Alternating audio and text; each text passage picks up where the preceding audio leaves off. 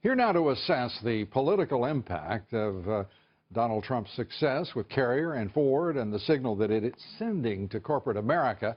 Also, the reaction of the Republican establishment, of course, and Mr. Trump's clear warning that he won't tolerate the arbitrage of labor costs by taking jobs out of this country.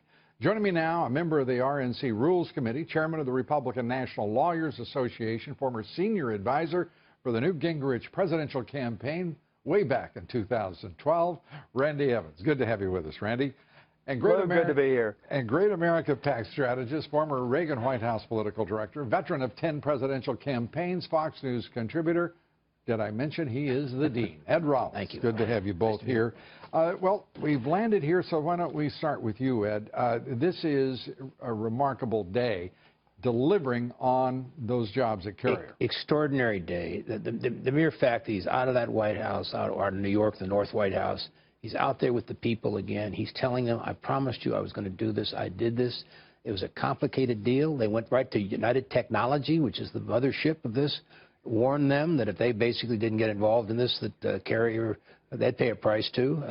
Well, United Technologies is extremely exposed, if you will, to the President of the United States because they live by defense contracts. Which I just thought was a very smart move, but the bigger move is just going out there to those people saying, I promised you this, I'm going to be the president of the working people, and I'm going to basically move forward. And he talked about ripping people's hearts out. It's over in this country, Randy Evans. You're a Republican, part of the establishment.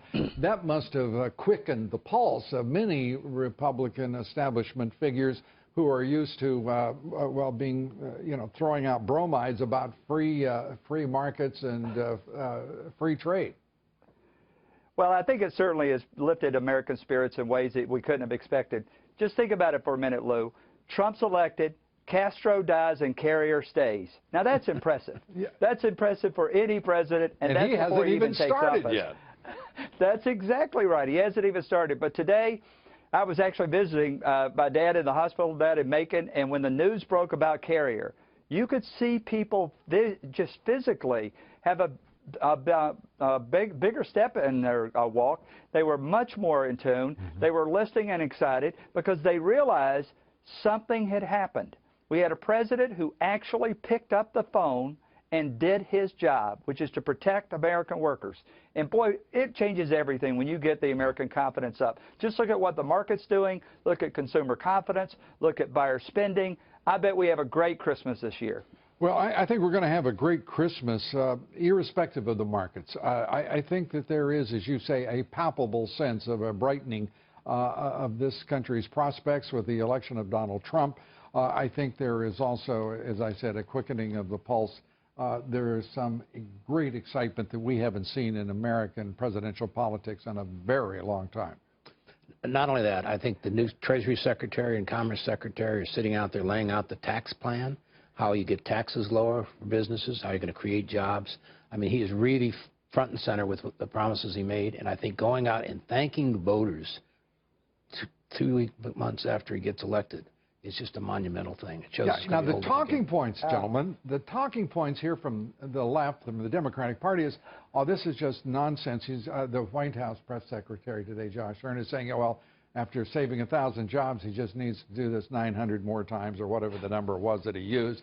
I mean, it's that snarky, snide, petty response to what is a very important development, and they cannot stomach the fact that this is a president, after all of the attacks and the hundreds of millions of dollars spent to run him down, is standing tall right now and leading this country. Randy, what do you think?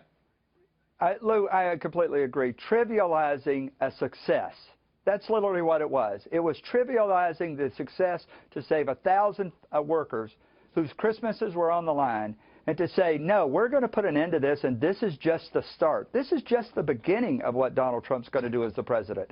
And to trivialize that, that just shows you exactly where they're coming from. That's how a country gets demoralized. That's how a country gets trivialized and marginalized, so that we are leading from behind.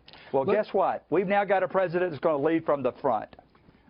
Leading from the front, and at the same time compelling the interest of the national left-wing media, no matter what, developing considerable suspense in the appointment process even as he is making those appointments at a far faster rate than the two previous presidents had done, that is Bush and Obama. There's a lot of suspense around the Secretary of State. Today we learn that Mad Dog Mattis, the general, the Marine general, is the Trump choice to lead the Department of Defense. Your reaction? To me, I got to tell you, I think it's a casting out of Hollywood. I'm all for it. I think he's a fabulous man. He's led very effectively in every position he's ever been in, getting right to the top of the military, the Marines. I think he's superb. I think it's a great move. I think by putting a military leader in there is going to change that structure, just as John Bolton talked earlier about. You need to change the structure of the State Department. I think Washington needs to be shook up, and this team will do that. Yeah. Randy Evans, I want to talk about one other thing, too, if I may.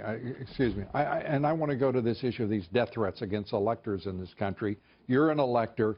Your reaction to it, we've heard estimates as many as 15 have been threatened. It's not even clear to me that the FBI is involved in investigating who are making those threats, but that's deeply troubling. Your reaction as an elector?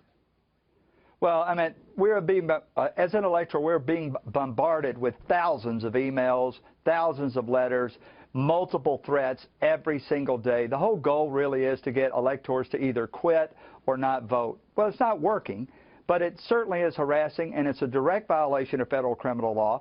So why in the world isn't the FBI already all over this? But, well, the same reason the FBI wouldn't investigate or recommend indictment of Hillary Clinton. They're part of the system. They're part of a system that is intent on disregarding the rule of law in favor of letting things like this happen. And I can tell you, you would be stunned if you read some of these threats, some of these emails that are getting sent out, letters that are getting, phone calls that are made to people's homes at all hours. And it's literally purely abusive. If you'll forgive me, I get enough of my own without sharing. We'll keep our correspondence separate. I'm not sure, what is that old saying? Put that bag of troubles on the table, see whether you pick up somebody else's or your own. I'll take mine every time. Ed Rollins, Randy Evans, thanks for being with us. We appreciate it.